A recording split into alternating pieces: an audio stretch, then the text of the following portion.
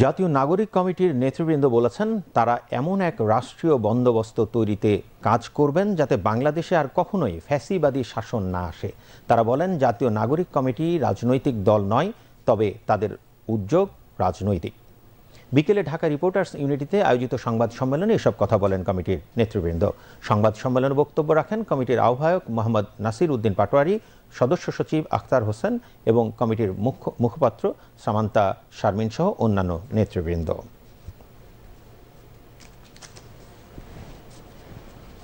গণহারে মানুষের নামে মামলা দেওয়ার যে সংস্কৃতি, সেখান থেকে আমরা বের হয়ে আসার পক্ষে আমরা জাতীয় নাগরিক কমিটির পক্ষ থেকে একটা আইন বিষয়ক সেল আমরা গঠন করেছি। যে আইন বিষয়ক সেল এই যে সময়টাতে যারা আহত হলেন, যারা নিহত হলেন, শহীদ হলেন, তাদের পরিবারের পক্ষ থেকে যারা মামলা করতে চান তারা আমাদের এই আইন সেলের সাথে যোগাযোগ করবেন।